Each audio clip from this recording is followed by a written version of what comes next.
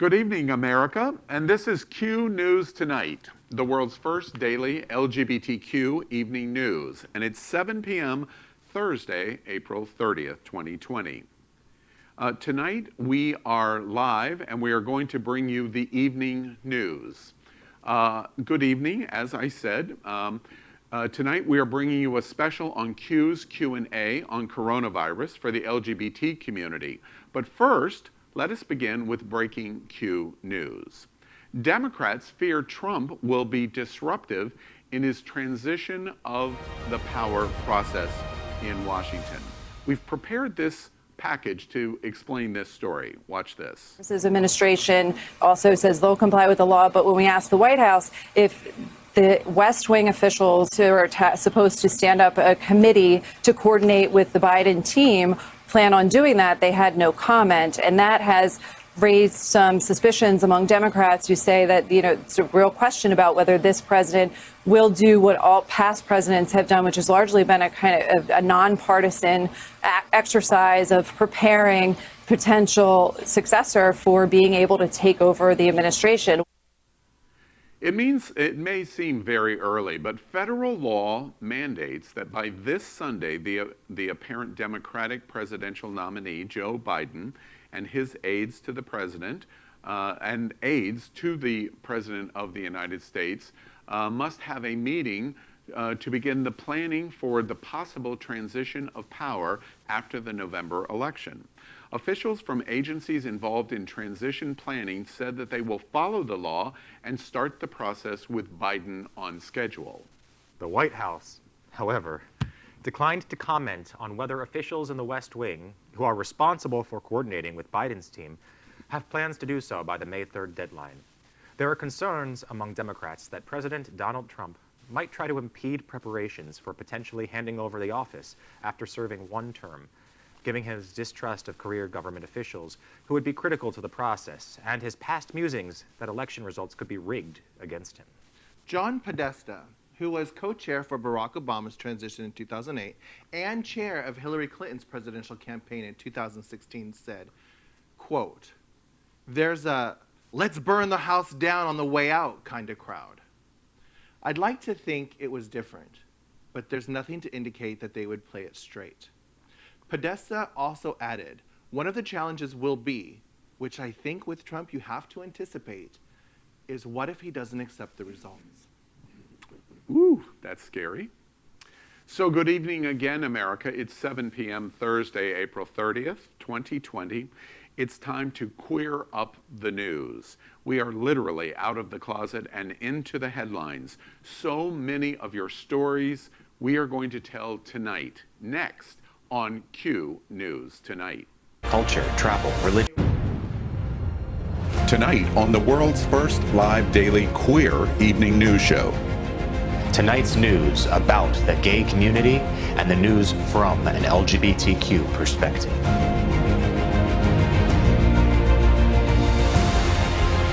Are our gay stories important to you? In headlines, politics, entertainment, gay culture, travel, religion, and more.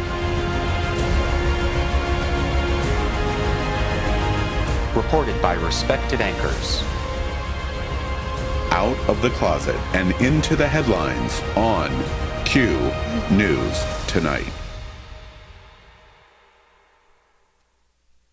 Again, welcome to Q News Tonight. We are live, which means anything can happen. This is a live show.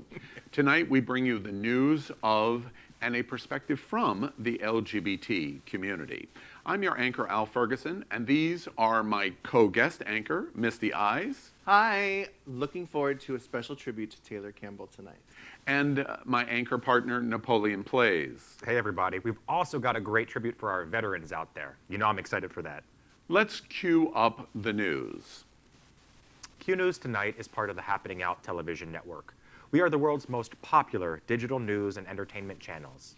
While other LGBTQ media has stopped publishing, limited their internet and web traffic, or ceased their video entertainment and news during this pandemic, we have actually doubled down on our commitment to the LGBTQ community. Our website, It's Happening Out, is now Florida's largest daily traffic rank of any LGBTQ media pride, gay business, or gay organization by a factor of 100 times greater. In fact, as of today, April 30th, our website has grown in Alexa daily web traffic rank to number 14,326 website in the entire world. That's 900 million websites. We're committed to you. We are Q News Tonight, the world's only live daily LGBTQ evening news, with more than 100,000 YouTube viewers every week. We are the Daily News. We are also part of the most popular live gay TV show in the world every Wednesday night at 8 p.m. called It's Happening Out. More than 500,000 watch each week in Facebook television. It's a talk show like television's The View, with a whole lot of gay people. Gay. Why don't I get to be the first gay? I think you are the first gay, Al. The first gay ever. We are also HAPPENING.Fun, South Florida's most popular entertainment show for concerts, festivals, parties, and things to fun, and we can't wait to get back to it, with more than 20,000 Facebook viewers a week. And our LGBTQ television network supports the live broadcast of Sunshine Cathedral's Sunday Church Service, the world's most popular LGBTQ queer religious broadcast. We are your #1 source of news and entertainment during this crisis and continue to grow. Thank you for your support. During the COVID-19 crisis, Q News Tonight will bring you today's bullet points on coronavirus, the most important news of the day that we call Quarantine Quickies. Here are the headlines for Thursday, April 30th, 2020. In Quarantine Quickies, the coronavirus facts, Thursday, April 30th. Coronavirus facts report COVID-19 cases. The world today has crossed 3,276,000 cases, while the U.S. today reports 1,078,000 cases. Remember, the USA is just 4.4% of the world's population and now has 32.9% of world's total cases, which is 7 times higher than the world average.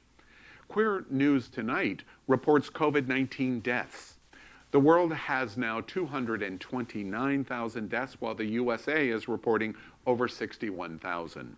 Again, the USA is only 4.4% of the world's population and now accounts for 26.9% of the world's total deaths, which is 6 times higher than the world average. President Trump told America from the CDC on March 6, saying this. Watch this.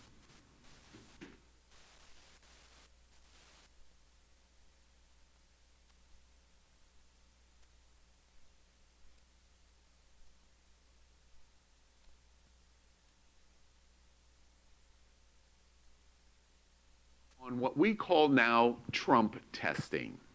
For 328 million Americans, we have tested, as of today, 6,148,000 tests, and they've been given, which means that only 1.8% of the entire population has been tested, while the medical community recommends average testing should be 10% before your city or state reopens to normal. Our Trump testing grade for coronavirus from Q News Tonight is F for failure. The top states in testing, our Hall of Fame states, is number 3, Massachusetts, testing 3.9% of its population, number 2, New York, and number 1, Rhode Island. But remember, our goal is 10% in testing. In our goal for 10%, we now, unfortunately, report our Hall of Shame states. And LGBTQ America, we hope you don't live in any one of these states because the testing percentages are so terrible for their state populations. Number 5, as of today, is Texas, testing just 1.1% of their population. That means just 11 people out of every 1,000. Number 4 is Virginia, number 3, Arizona, number 2, Kansas, and America, you know what I'm getting ready to say. Number 1, poor Puerto Rico, which is only tested 0.38% and does not seem to be moving at all. Quarantine Quickies. GDP down 4.6% in first quarter, the worst in a decade.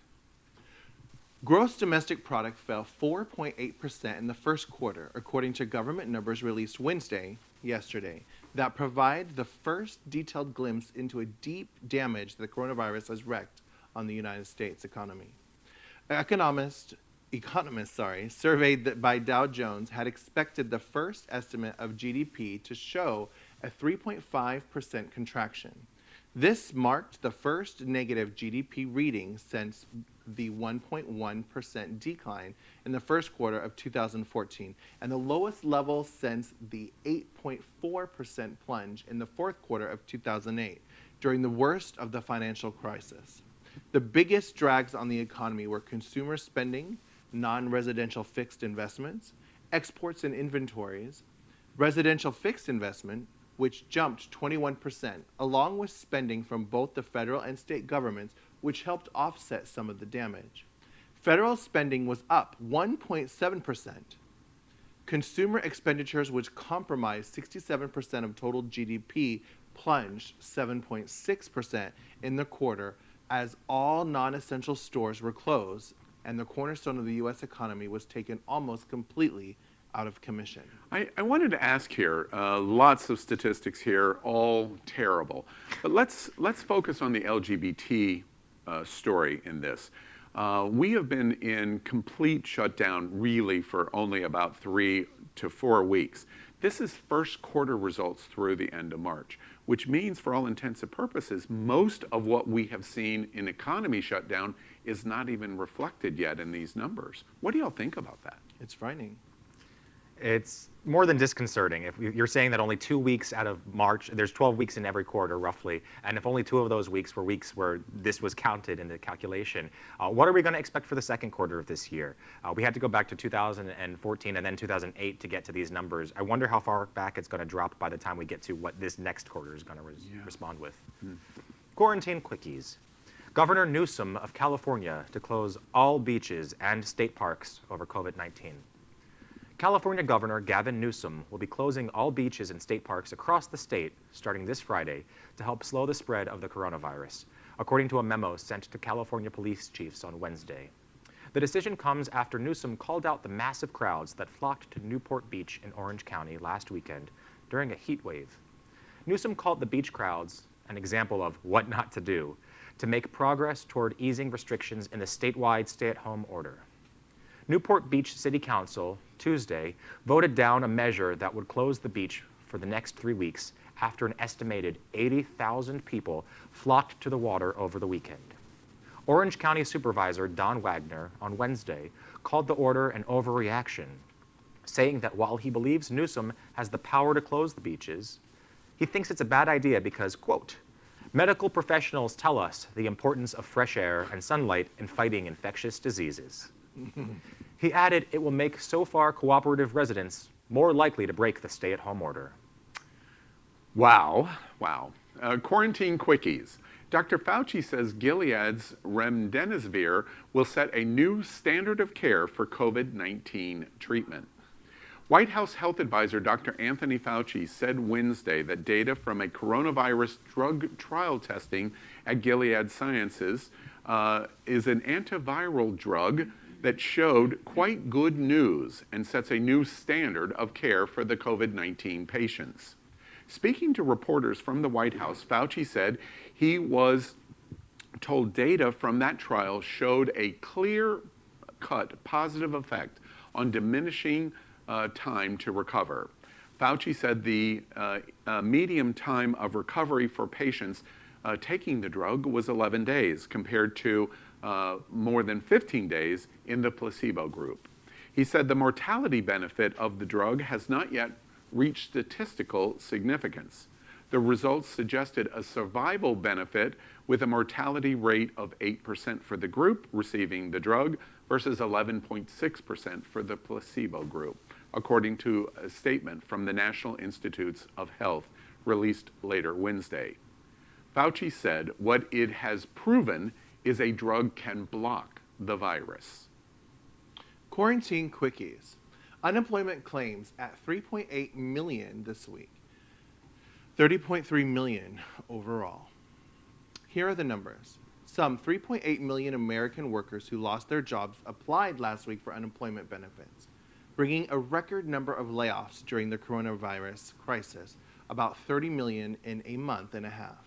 The weekly pace of layoffs has slowed since peaking at 6.9 million at the end of March, but millions more are expected to apply in the next several weeks, and many are still waiting for states to process and approve their claims.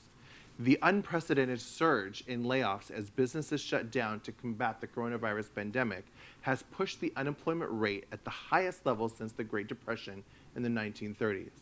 The official jobless rate will be released next week with the Labor Department's employment report for April, and expectations that are 1 in every 5 Americans are now unemployed. This week, everyone at Q News Tonight and It's Happening Out have been thinking of the dramatic milestone we passed this week. The Vietnam War was a tragedy on so many levels, a war we shouldn't have fought, the draft against Americans' will, and how soldiers were disrespected and spat on when they returned for just doing their duty, and 58,220 killed in just 6,751 days. Now, a new tragedy in America is underway. We crossed a milestone with COVID-19, and we again, like over Vietnam, we ask, has America crashed? This time, another 58,220 Americans, and that number's growing, gave their lives at the hands of decision makers in Washington and our federal government. This time, that death toll only took 59 days. So Q News Tonight and It's Happening Out present this milestone tribute to our veterans of Vietnam by going back to the memorial called The Wall.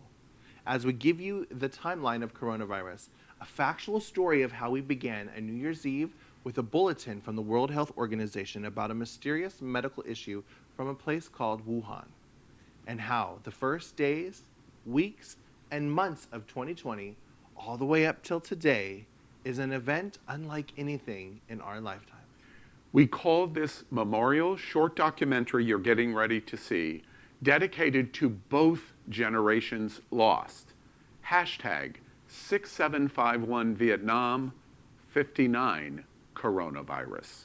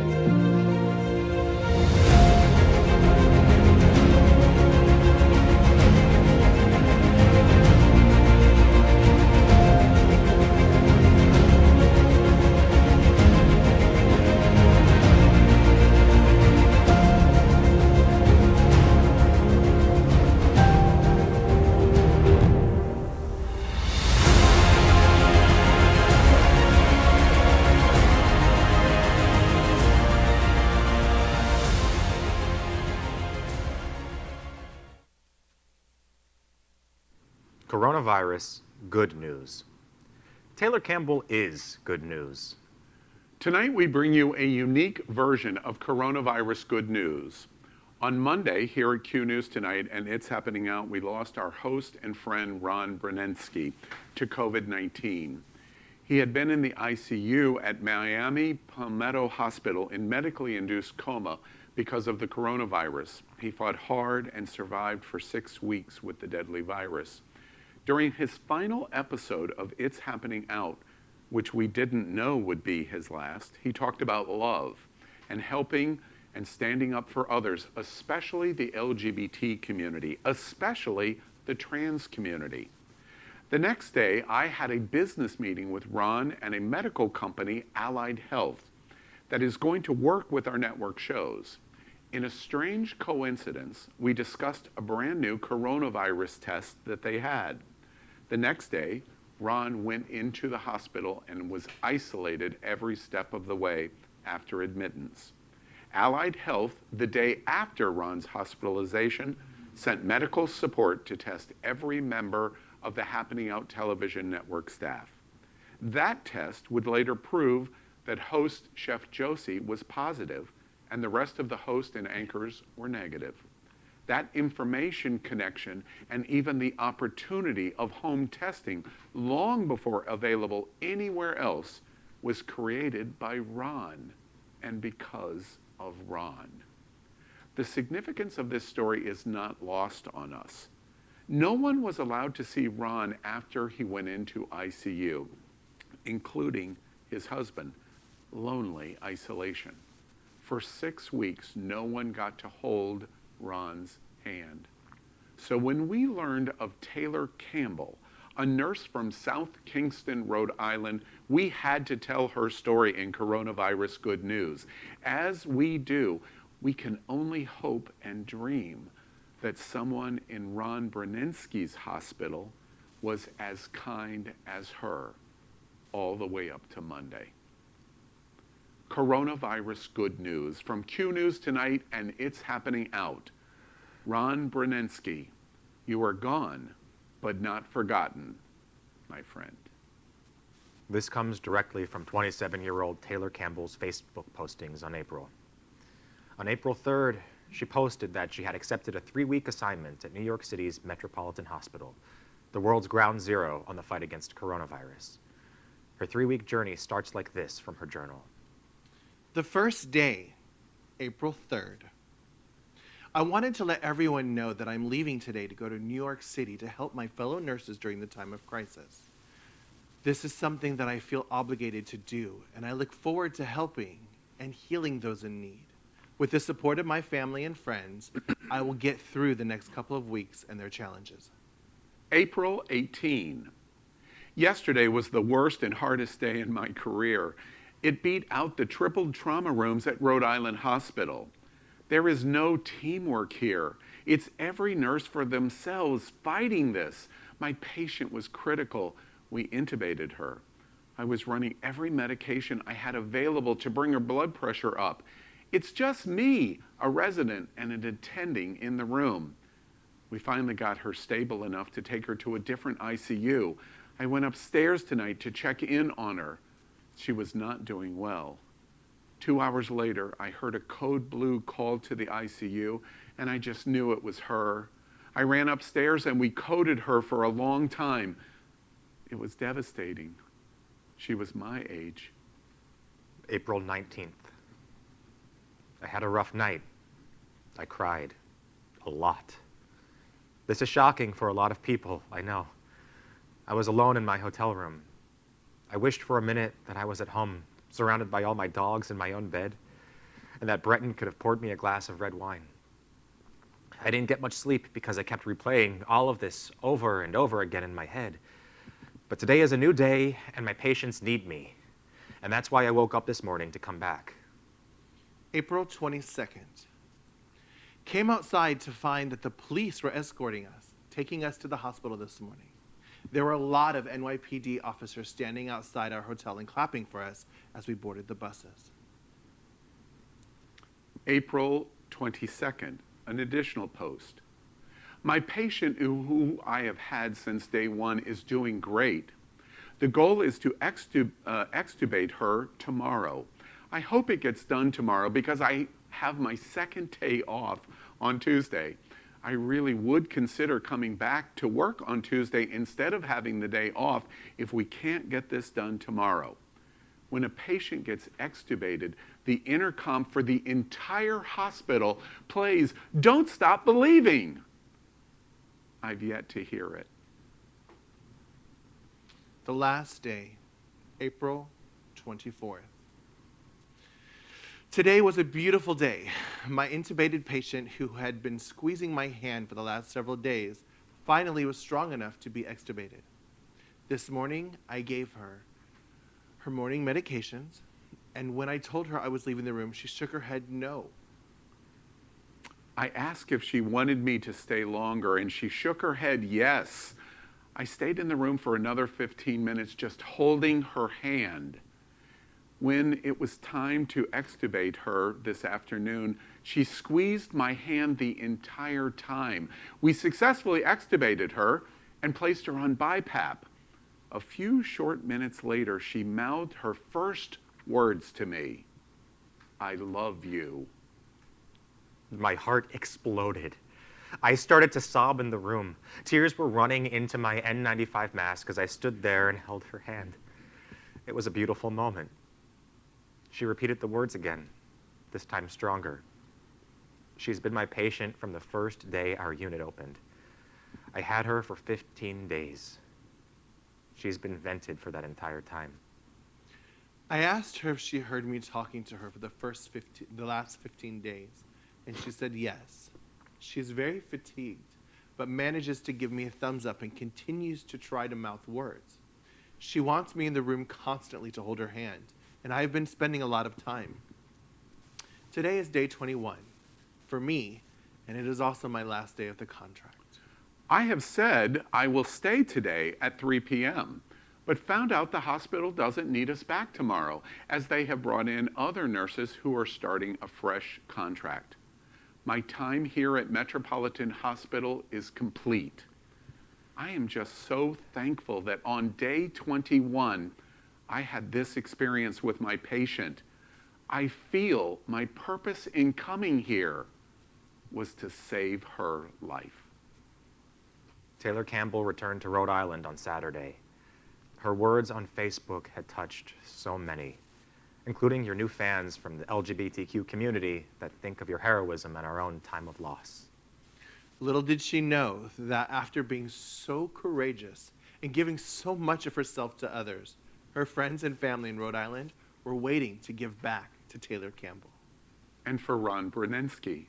For our courageous healthcare workers. And for Taylor Campbell. Here is what awaited her. And truly, this is coronavirus good news.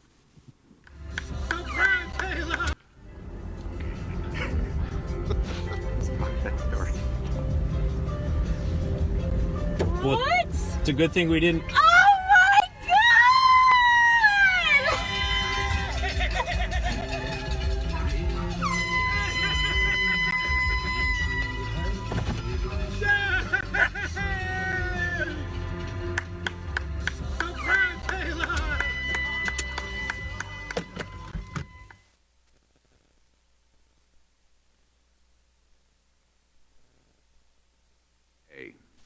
Q News Tonight has created a special Facebook group called LGBTQ Coronavirus Facts.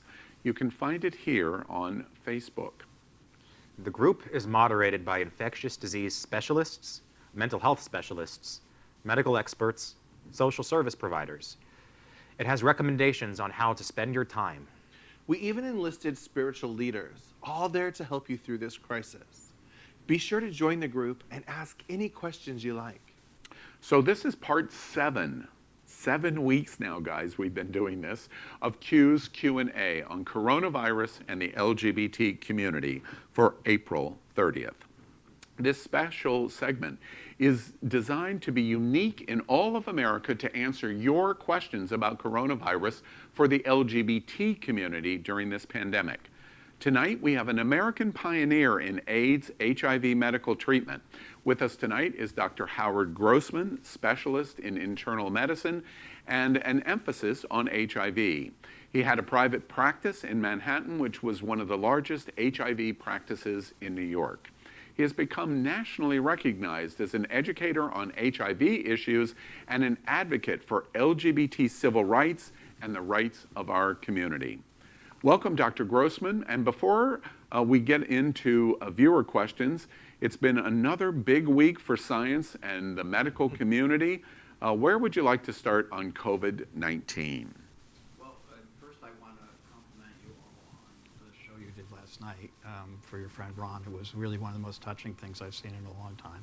And I think as you said, Al, when this disease becomes personalized, you realize the impact of what it has. And so I salute you for what you did. So the best news this week, I guess, is the news about remdesivir that we talked about earlier in the show. It's important to understand that what that first cut of this large study showed is that that it was possible that it seemed to indicate that they could slow or quicken the recovery period from the virus. It was actually a two-arm study that looked at 5 days of treatment, and this is an intravenous infusion, versus 10 days of treatment, and there was no difference between those arms. So realize there was no placebo arm. They're comparing to historical controls, so other people who were sick at this time. And so there's a lot of questions about what the data is going to show. Remdesivir is a nucleotide analog, and we know what's the other nucleotide analog we know? It's tenofovir. Tenofovir that's in Truvada. I laugh that you think Yeah, that of you course. know what that is. Okay. And so it's a compound that blocks the virus from copying itself. Okay. This, as I think I've said on previous weeks, this is not HIV. This is not a retrovirus. It doesn't get into your genes, into the genetic material in the nucleus. It works in a different way. But some of the same kinds of drugs that we've used in HIV will probably work in this. Not necessarily the drugs we have. We may need new drugs like remdesivir that seems to have activity, or does have activity against MERS and SARS, and now seems there's a glimmer of activity in here. And if you don't mind me interrupting, I Yeah. want to ask to this specific point, because I've read a little bit about this specific issue. This drug, ultimately, do you suspect, as you forecast into the future, is just a slow down process until we find something that directly affects the virus? Is that understanding correct, that observation correct, or no? Well, if we do understand from HIV, right, we target multiple places in the life cycle of the virus, and that's what worked. When we only had AZT, remember, it slowed the progression, but for 6 months. Okay, so when you're only using a single drug against a virus like this, I would assume that it's the same thing. It will slow progression. It may speed recovery in the short term. In addition to the drug news this week, of course, I've got to go to the White House's Coronavirus Commission and the daily briefings, et cetera. How do you evaluate what we've watched at the briefings this week? Well, I mean, considering that this is the week the president suggested injecting disinfectants into yourself and shoving a UV light up your butt, which I imagine he's probably done. Orange on the outside. Only a Russian person to him. Or Orange the on the outside, LGBT orange on the community inside. hopes he will do. In any case, when you're watching that kind of a lunacy, I think that certainly the briefings are relatively worthless. I think we've seen Dr. Birx, who was well respected in the HIV field, has disappointed all her fans in that field. People are outraged. They think she's angling for the HHS secretary job And to defending him. And to that point, let's assume he doesn't win re-election.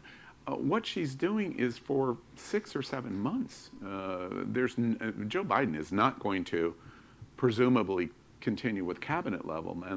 Not after this kind of behavior. Yeah. One thing you see with Dr. Fauci is he doesn't go out of his way to defend the president. He doesn't criticize him, but he doesn't defend him. She's gone out of her way this week to defend him. And that, I think, is outrageous. So, as a federal government, I think we've been a total failure.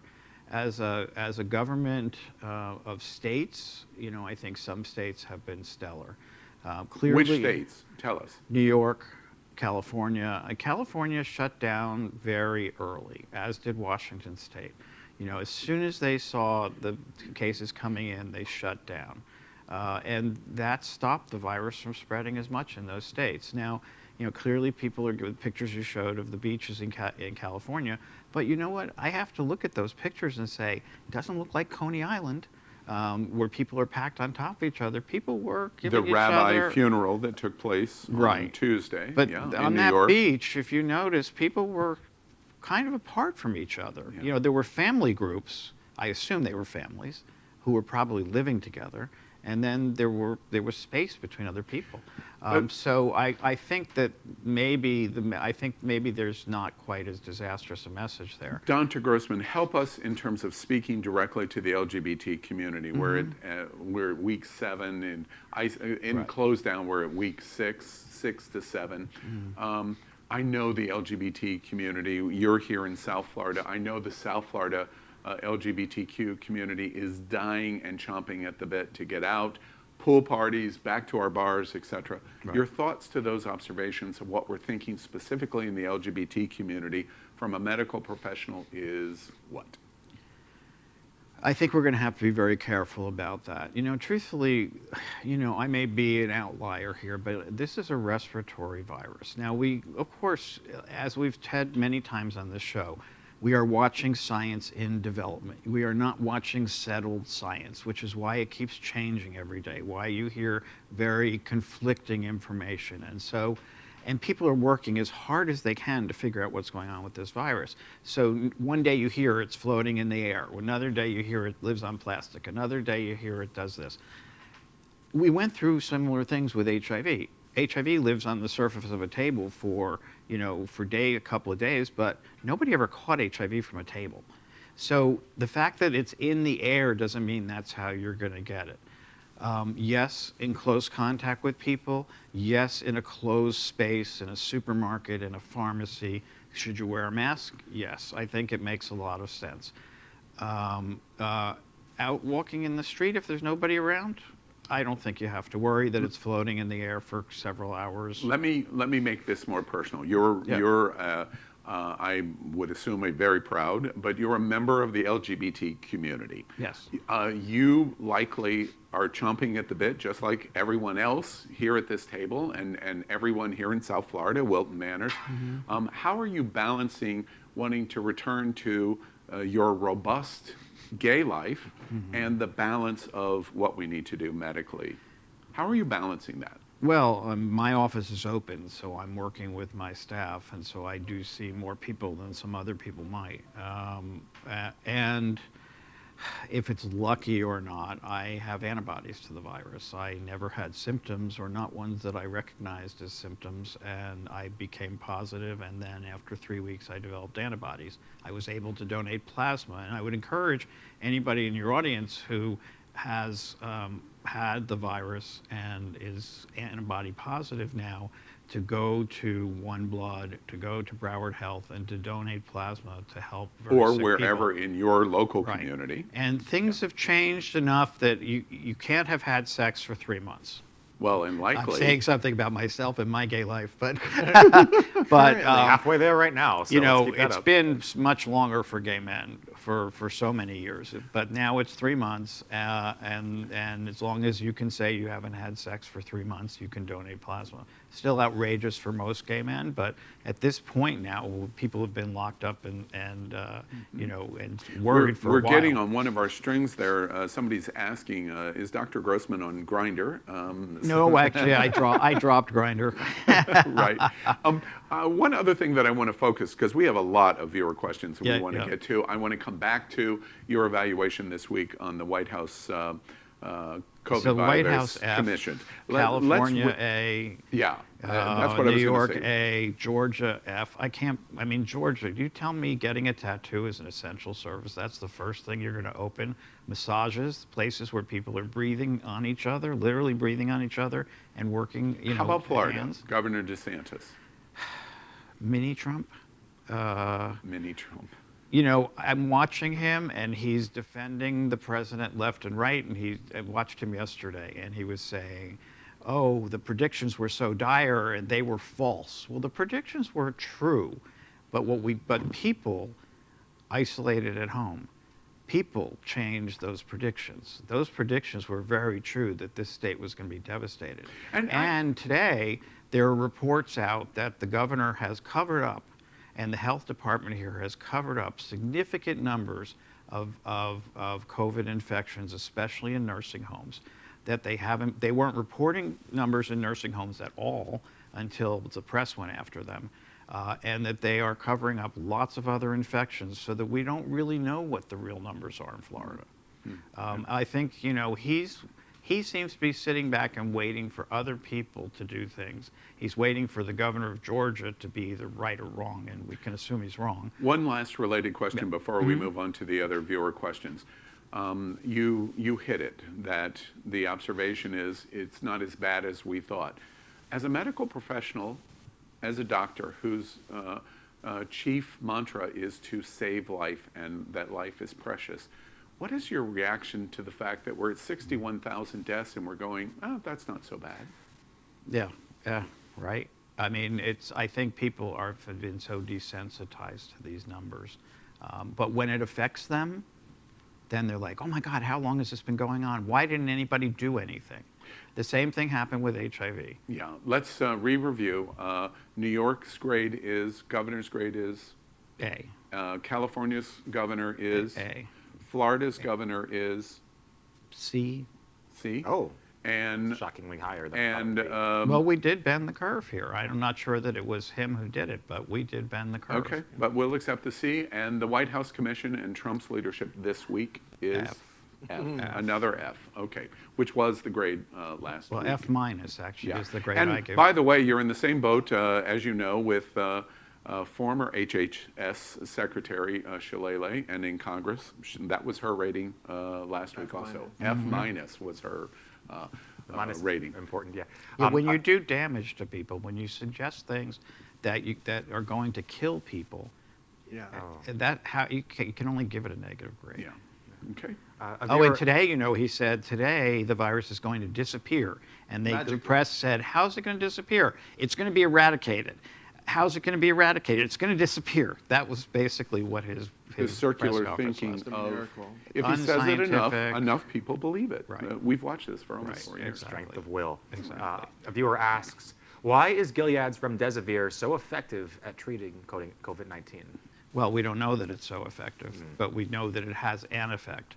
And the reason that Dr. Fauci said this is going to be a new standard of care is because it's the first thing we've had that has any effect. So you're going to start from there and build on top of it. And it's just, like I said, it's going to be like HIV meds. It's going to take probably more than one antiviral working at different points in the life cycle to get this virus. And LGBT America, I'll come right back to you. LGBTQ America, I want to make sure that we connect the dots of what he just said and the story that we reported tonight on Gilead. The most important sentence that Dr. Fauci has said since the news on the Gilead effort is it's the first proof that a drug can affect COVID-19. Exactly. That's the most important Giving thing. hope. Yeah. Giving hope. Yeah. And while we're on the topic of remdesivir, I know that when the president falsely stated that hydrochloroquine was something that might treat this, there were shortages in a lot of medical communities, and it was something that many people went out to try to get at their local pharmacy. Right. What I've seen reported here is that this drug specifically is not helpful if you are not in a dire situation, and that it must be taken in an IV. No, it's an IV. It was studied in the very sickest people. Yeah. They're now starting studies in people who aren't as sick. Okay, and they also, because part of what they found was that it worked better in people who were sick for less days before they started taking Please the drug. allow me to clarify that observation, because Napoleon is making an observation that many in the LGBT community would make because likely. You've heard that. You just said that's not true because it was only tested in that Severe situation. people. Okay, Because but people it's are very asking important. why Don't are buy black market. why not Yeah. use it for That's the other point. Additionally, not to have people go out and buy a pill form as a preventative measure. well, it's an at least at this time. investigational drug, so Yes. you can't get it You except can't even from the get it, company. yeah. Okay, or to attempt and to. there, but the other thing is it's an intravenous infusion. So there are people who are saying, why not give this a prophylaxis? Well, there's zero evidence that it'll work for prophylaxis. Yeah. One of our viewers asked, what was so effective about China's strategy to flatten the curve? Hey, there's nothing like being a dictatorship. You put out your military into the streets with guns and you shoot people who violate the rules, or Yeah. you put them off to a prison camp somewhere, which is China's usual strategy, and people do what you say to do. That's why it was so effective, because they were able to shut down Enforce. and enforce in a city of, Which 2,500 we have people. no possibility of doing that here in the United States. No, we have to depend on people abiding by the rules. Yeah. Okay. So another question from our audience. And I know this probably is personal for you, having antibodies and being in the recovery process, even without symptoms. There have been doubts that recovering from COVID provides complete immunity. How do you foresee this affecting our collective efforts to produce a vaccine? Well, first I have to say that the way they keep phrasing it is there's no evidence that it's protective. But the way they should be phrasing it is there's no evidence it's not protective. Well, in fact, there is some evidence that there is some protection. I mean, first of all, when you develop a vaccine, you want to develop what's called neutralizing antibodies. And there is evidence in the test tube that you can develop neutralizing antibodies to this virus. So that's a good thing. They're giving plasma, as we talked about earlier, with antibodies from people who've recovered to people who are sick, and there's some early evidence that that's working. That's more evidence that you might get that you have some immunity there. And really, when you look at it, it's been, 5 months that we've been dealing with this? How many stories have you heard about people getting reinfected? Almost none. And so I think that that's the beginning of a good sign, but it's going to take a while. How long do those antibodies last? With MERS, it's the Middle East Respiratory Syndrome, it's about 3 years. With SARS, the original SARS, it's 2 to 3 years. We don't know with this yet, but that's, like I said, science in real time. Another viewer question. There's a lot of people making homemade masks. When you're making your own homemade mask, do you need a filter? For healthcare workers, the N95 masks are important with the filters, and very tight around the face. Those things, really are tight here. We've seen the blistering. Yeah. Right. of I mean, nurses for and doctors. more the getting it behind the ears too, because of instead of being tied, they're elastic. For the people out in the streets, I think any kind of face covering is going to be helpful. I don't think you need to build a filter into it. If it helps you breathe more easily, that's great.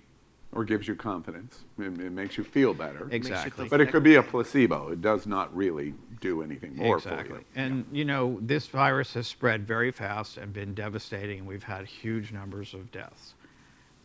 But it still has affected a minority of people. We have to remember that. So, and there's more and more people turning up who didn't have symptoms before. Mm-hmm. We've reported at Q News tonight in various different ways. First, the reinfection. We reported the South Korea study that turned out not to be so accurate in terms of reinfection, but we reported that study. Mm-hmm. We've also reported the situation of asymptomatic.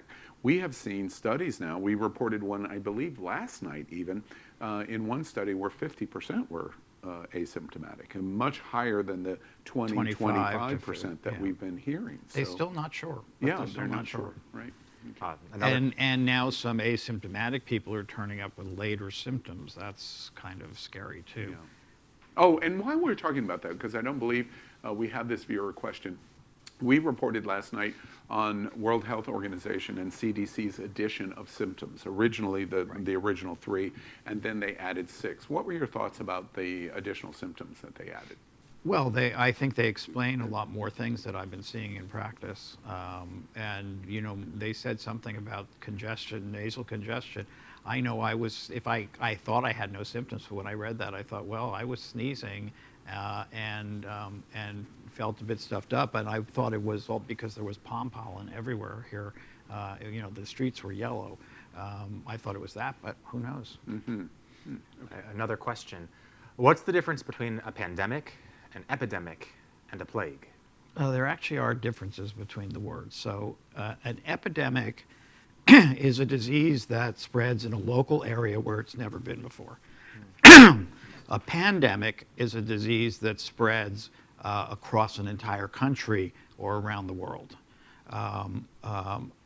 Plague is actually two meanings. One, that when you say plague, you're actually talking about bubonic plague or pneumonic plague. It's actually a bacteria that's transmitted from rats to people, or from fleas on rats to people, that's caused deadly disease. But we use the term plague in a general way to describe any disease that kills people. So that's really the difference between those terms. And as it relates to COVID-19, these definitional questions from this viewer, does it make any difference to us at all? No, they really all fit. I mean, this is clearly a pandemic. It's clearly a plague. It kills people. People criticized Larry Kramer for years for calling the AIDS epidemic the AIDS plague, but he was right. It was killing people. Yeah, True. Another viewer asks, recently Germany lifted lockdown measures leading to a spike in cases. I think I heard 30%. That's my words, not the viewer's words. What did they do right? What did they do wrong? And what can our governors learn from this? Well, what they did right was to shut down very quickly. As soon as there was evidence, Germany shut down, and Germans tend to follow what the government tells them to do. I mean that for about a century almost. Yeah, right. I mean, but there tends to be a lot of belief in the government and following what they're told to do. And they did. So that worked. Reopening, I think they've done very smartly. It was slow. Now, you say 30%. I mean, when you look at it, they talk about a number that is how many people a person can spread this to. And in China, you were talking about a single person spreading it to 5 to 6 to 7 people. So they went from a person spreading to 0.7 people to a person spreading to 1 person. So that's 30%, right? It's still very low. And the way that they've done their structured reopening, I think, is a very slow process. And clearly, I mean, I saw pictures of people in parks in Munich, but they were really far apart. So I think that people are still trying to get out, but also to keep apart. The same in Spain, in Barcelona.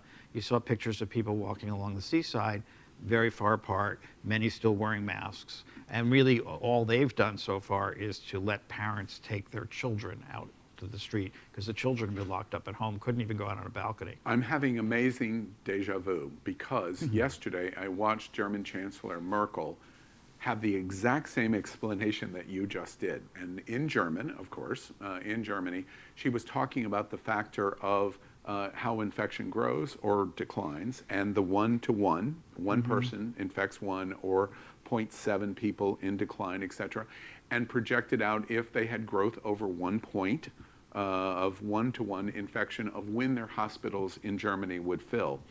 And what was amazing is watching her explain what you just did in German with English subtitles. I thought about our president. He has no ability to technically explain infection in any possible way. And this German chancellor is just whipping the crap out of him. Well, remember, she's a scientist, so Yeah. that does help. She's way up already. Not a But reality she's show also, host. she's also, people are calling her the leader of the free world. Yeah. You know, It unfortunately. was We lost that amazing. title. If you haven't watched it, you should. You should watch Merkel's explanation yesterday. It was of infection. If only Amazing. our leader came with English subtitles too. So let's talk thermometers for a minute. How do those non-contact thermometers work? And is that as reliable as a contact thermometer? I'm really not sure about the answer to that question, except they do work by being able to focus on the heat coming off of somebody. I'm not sure of the accuracy compared to other thermometers. How would that affect like sunburns and the heat coming off? He's It's a not good sure. question. I'm Yeah. not sure. Yeah. I'm not sure. You could always go with Napoleon's route, though. which is Penetration. Anal. I've always been told that was the most accurate thermometer. for Napoleon. It's always anal. It's the most effective. What is it? But 7 weeks, 9 weeks, what is it? It's day 4 million of April. So let's go with that. Exactly. 4 million. Oh, we are gay, aren't we? Yeah, we're gay. All right. All right, so another viewer question, and this is something I also am curious about. Do supplements such as elderberry and vitamin C really improve your immune system? Because when this hit, I actually went and got vitamin C. There's no evidence that these things work. I would say this about many herbal supplements that people don't realize. There is no regulatory system that regulates herbal supplements, thanks to Orrin Hatch in Utah, whose son happens to have a multi-billion-dollar supplement business. Something was inserted into a law in the early 1990s that says that the FDA can't review herbal supplement companies' claims unless they start killing somebody. So if they actually cause harm, then the FDA can step in. Otherwise, you always notice on those commercials, this claim has not been validated by the FDA, whatever. It's because they can't. They're not allowed. So all of these claims are made. Yeah, I always caution people, there is a long tradition of herbal medicine. In Europe, they use much more herbal medicine than we do. Herbs do have an effect. I learned that early in my training. We're not talking those kind of herbs, Dr. Grossman. I will tell you, I had an old Jamaican woman who used to come to me. Right. See, he got the joke. And right. she My kind had, of doctor. well, yeah, but she had hypertension, and I kept trying to get her to take her antihypertensives. And she wouldn't do it, and she wouldn't do it, and she kept coming back. And then she came in one day, and her blood pressure was fine. And I said, "Oh, you started taking your medications." I was a very young doctor, and she goes, "Oh no, doctor, I'm taking garlic." And that's when I learned that garlic actually can lower blood pressure. Wow. And so, yes, they do have an effect, but it's it's unregulated. It's not processed. We had no idea how much is in there, and people do need to be careful because some herbs actually can have negative effects if you take too much. But otherwise, if it works for you, it's great. Let me re-quantify this question specifically to our purpose here. In a yes or no fashion, do you recommend, as it relates to coronavirus, these supplements, No. elderberry and vitamin C? No. You do not. Okay, that's clear. I take a lot of garlic too. I know. Let's be a little bit optimistic. Hopefully, it's an optimistic answer. How is the future looking for the United States specifically in dealing with this pandemic? I think we will deal with it because we have enough governors who are doing well, and we have enough people who care on the ground. People like many of your viewers who have stayed home, who have taken precautions, who were careful about infecting other people, who stay away from their parents who are in nursing homes. The level of caring I've heard from people, of not wanting to infect other people, even if there's no chance of it, is amazing. And that's what's going to save us. It's certainly not going to be our federal government response. I think we are going to see some big outbreaks in places like Georgia, in Texas. The states that are reopening. The states that are reopening in a just explosive fashion without doing it in a stepwise fashion. I'm hoping that our governor here in Florida does the stepwise fashion that he's talking about, isn't opening massages and tattoo parlors and those kind of things, but they talk about, but I think that there are industries that are going to suffer. Restaurants. How do you run a restaurant if you can only serve people outside and you live in Wisconsin? How do you run a restaurant if you can only allow 25% of people inside, if you can only be 25% of capacity? How do you run a movie theater? Will we ever go back to movie theaters? Broadway is devastated at this point, and so are regional theaters like our theaters here in Florida. When will people be willing to feel safe going back into those spaces? And are you going to rope off every other row and every other seat? I mean, you can't survive like that. It's very clear to me, and what we hear Dr. Grossman say, we don't know yet. We're at a point where we just don't know the outcome. For the LGBTQ community, this is really critically important because we are social gatherers. It is the hallmark of our community. What I hear you say is we must be cautious in terms of how quickly we get back to the socialization in our community. If they do it in New York, the rabbi funeral that we watched on Wednesday. We watched the protests in capitals. We watch what's going on in Georgia. It does not mean we have to follow along like lemmings. So we need to follow carefully. Dr. Grossman will be back with us. That's the end of our Q's Q&A. We thank you very much for being with us here tonight. It has helped us as we continue to refine. Remember when we started this, we asked whether or not we should wear a mask. That was as simple as our questions.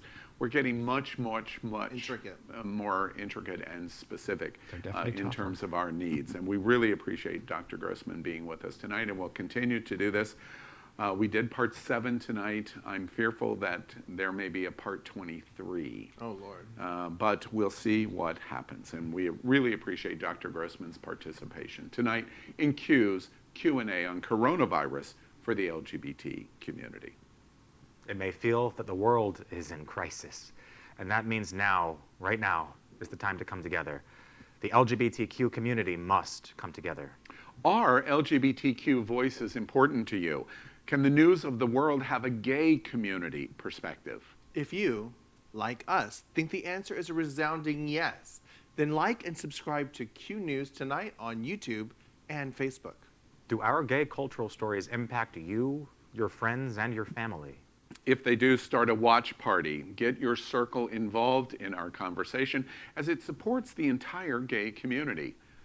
We want to remind you that tonight we are broadcasting from our studio set in the middle of the World AIDS Museum and Education Center here in Wilton Manors in Fort Lauderdale, Florida. It's still here. We always joke we're coming from the gayest place on planet Earth. We would also like to thank our set designer, Concepto Modern Living, who's also from Fort Lauderdale, Florida. So tonight we conclude Q News Tonight as we finish the show with what we call the big finish. Stories we just want to make a mention of, a quick mention, like a lightning round of sorts. So here we go. Q News Tonight, the big finish. The big finish, story number 1. Today, April 30th, marks the final day of Trump's social distancing guidance. I don't know what to tell you. If you're turning to Trump for guidance at this point, you have already switched the part of your brain that listens to science or respects anything about numbers. So go on doing what you're doing. You're gonna anyway. This reminds me of high school graduation or moving out of your parents' house when you're 18 years old. You can follow your parents' rules, or you can decide what's best for you with all the knowledge that you've gained in your 18 years of life.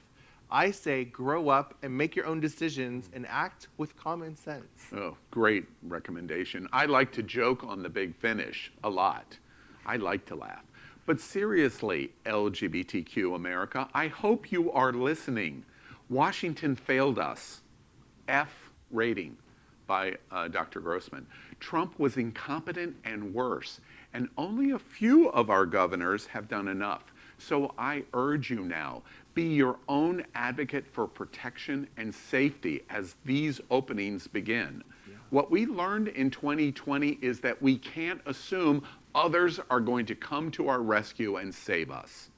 We monitor the situation very closely here at Q News Tonight for our entire community. I expect in the month of May, the number of cases to spike here in America, and then after that, the deaths are to follow. I pray I'm wrong. Me too. We cue up the big finish. Elon Musk compares COVID-19 lockdown to fascism? Somebody sounds cranky. You'd think that with his big inventor brain, he could find a way to make his time useful. I would like to propose a celebrity death match, because I bet Steve Jobs would not be sitting at home complaining in this time. Not at all. You know, nobody likes to be reprimanded. Nobody likes to be scolded. And yes, we do feel like, oh my God, I hate my mom. I wish she'd die, and she's a fascist. But in reality, we have not been locked down. We just talked a few minutes ago with Dr. Grossman. We talked about Germany. They have militia on the streets making sure you don't leave your house. We are allowed to roam free. No, we can't go to bars. No, we can't go to clubs, but we can leave our house. When this first happened, I honestly thought leaving my house, I'd have to explain to an officer, I work for social services, I'm an emergency employee, blah, blah, blah. No one has pulled me over this entire time and asked why I'm driving. We're not locked down. Yeah, and I've tried to get pulled over too. It doesn't happen that easily. Always horny Napoleon, always. Elon Musk has a net worth of $40 billion, and his idea of lockdown is spending time in his super luxurious mansion with every modern convenience he cooked up. By the way, every gay man's dream. Sir, you are one of the great inventors of our time and a hero to the LGBT community. But shut the hell up. Yes. The big finish. Trump says China wants him to lose his bid for re-election. He said that. You little devil, you. I suppose that makes you one of the sane countries. Maybe this proves communism actually is the answer. I know that we have frequently said it's, Russia that's meddled in our election, but maybe we can get China to meddle in this election too and actually help a good cause and help people to live. That's a great idea. Actually, yeah, if they could help, now would be the time. But you know what? I don't want him to, how do we have a president who got impeached on the bid in the first place? What Trump left out of his comment is the following countries also want him to lose the election.